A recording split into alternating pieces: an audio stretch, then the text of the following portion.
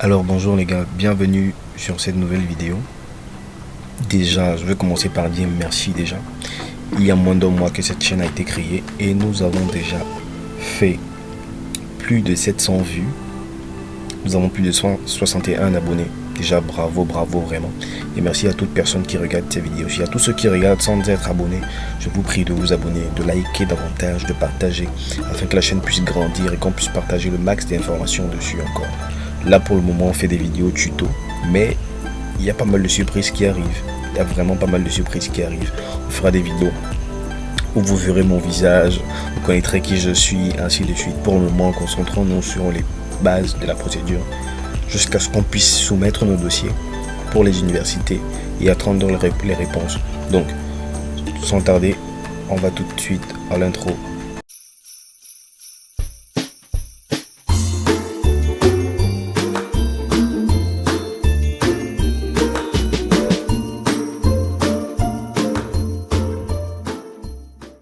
Bien, dans cette nouvelle vidéo ci, je vais vous montrer comment on regarde les prérequis pour une formation sur le site de Campus France et sur le site de l'université. Donc si vous vous rappelez, notre panier était constitué des formations en comptabilité, contrôle et audit. On va venir sur cette formation-ci par exemple le niveau Bac plus 3 à l'université de Bretagne.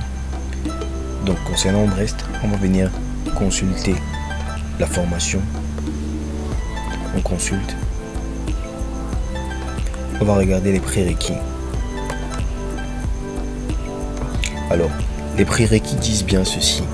L'Université de Brest occidentale demande de présenter un test de connaissance en français pour les candidats dont une des langues officielles n'est pas le français. Pour le pays où le français n'est pas une langue officielle, la dispense du test linguistique n'est acquise qu'aux élèves ayant effectué toute leur scolarité secondaire dans un établissement francophone. Alors, là, nous n'avons besoin de fournir un test parce que nous supposons que nous avons besoin de fournir. Nous avons étudié tout notre secondaire en français. Donc, le prérequis ici, c'est le score IAE message. Je vous en ai parlé dans une autre vidéo, mais puisque c'est un prérequis ici, nous allons voir à quoi est-ce qu'il correspond. Mais dans une autre vidéo, puisque cette vidéo aussi se veut générale, concernant toutes les filières. Le score IAE message ne concerne que les filières de gestion. Alors, pour connaître les prérequis de cette formation-ci, le site web de l'université se trouve là. Donc, on va cliquer sur ce lien-ci.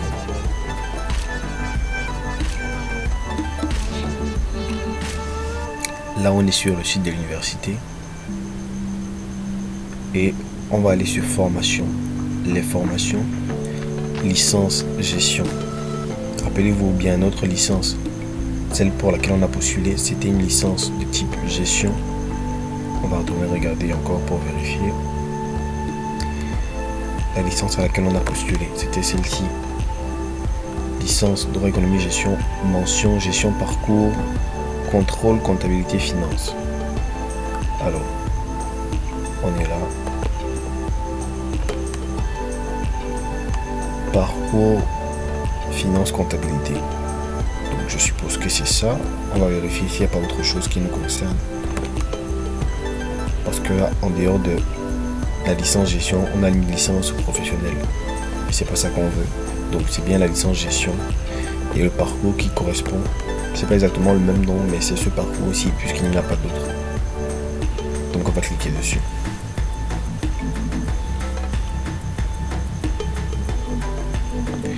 Alors là, on a la présentation du programme, le nom, le contact du responsable pédagogique, admission, inscription, on va voir.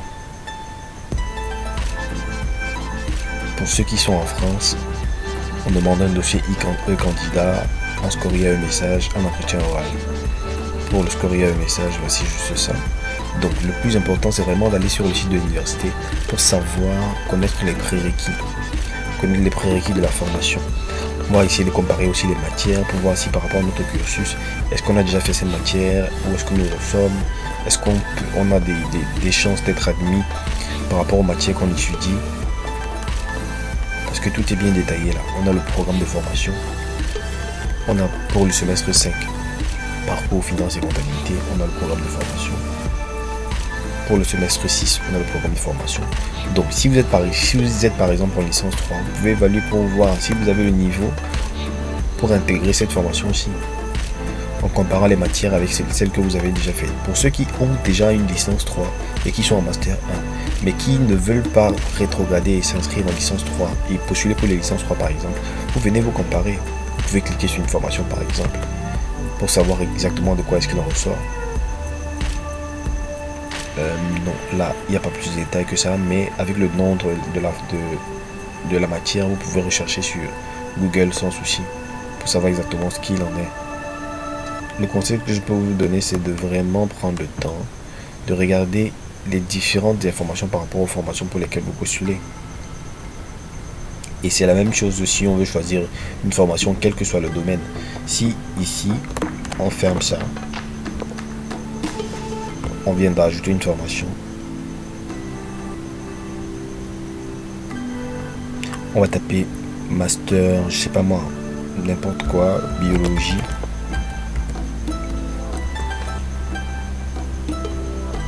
On va regarder un master recherche par exemple.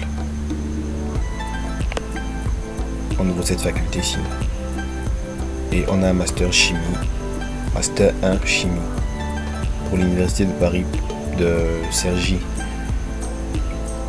Alors les prérequis: 14 suivants en chimie, discipline chimique en adéquation avec les matières enseignées en M1, bonne connaissance expérimentale en chimie, français, niveau d'anglais le B2. Alors voilà les informations, les prérequis qu'il faut avoir pour espérer être candidaté pour cette formation et avoir la chance d'être admis. Là, il n'y a aucune information par rapport au site internet, mais c'est directement consultable sur le site internet de l'université. Donc on va choisir un cas où il y a le lien site internet pour directement cliquer sur le lien. On va regarder à la place un master indifférencié. Un master indifférencié, sciences de la santé, biologie santé. Alors là, ça concerne l'université d'Aix-Marseille. Ok, les prérequis. On parle des droits différenciés, des droits différenciés pour la rentrée 2022-2023. Tout est déjà à jour par rapport à cette formation-ci, c'est plutôt intéressant. Les droits différenciés, qu'est-ce qu'ils disent exactement? Des frais de scolarité différenciés s'appliquent aux étudiants extra-communautaires, pour les Africains par exemple, pour tous ceux qui ne sont pas de l'Union européenne. Pour connaître les tarifs, voici là où il faut cliquer. Mais c'est pas ce qui nous concerne. Nous allons chercher ici, sur le site de l'université, ce qui concerne les procédures, les prérequis pour accéder à cette formation-là. Alors, nous sommes sur le site.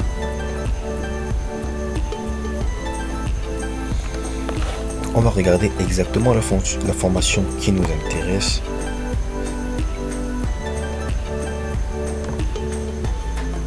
Et c'était celle-ci, biologie santé, un master. Le master 1, le calendrier est là. Le master 2 également, le calendrier est là. Et voilà ce qu'il faut savoir pour le parcours de la formation. Les unités de recherche pour la formation. Tout à savoir pour la formation se trouve exactement ici. Donc prendre le temps de lire tous les prérequis pour la formation. C'est bien précisé là au premier semestre, au deuxième semestre, en deuxième année, voilà ce qui se passe. Voilà le coût de la scolarité. Je suppose que ça c'est pour l'année dernière. Voilà tout ce qu'il faut savoir. Contact des responsables de formation. Exactement ce qu'il faut savoir.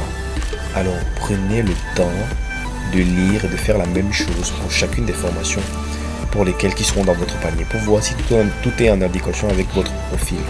C'est vraiment ce qu'il faut faire pour cadrer le mieux avec les attentes des universités et maximiser ses chances d'avoir une admission. Donc voilà, merci d'avoir regardé cette vidéo. On fera une prochaine vidéo sur l'écriture de la lettre de motivation, entre autres. de comment est-ce qu'il faut disposer les choses, de ce qu'il faut mettre dans sa lettre de motivation.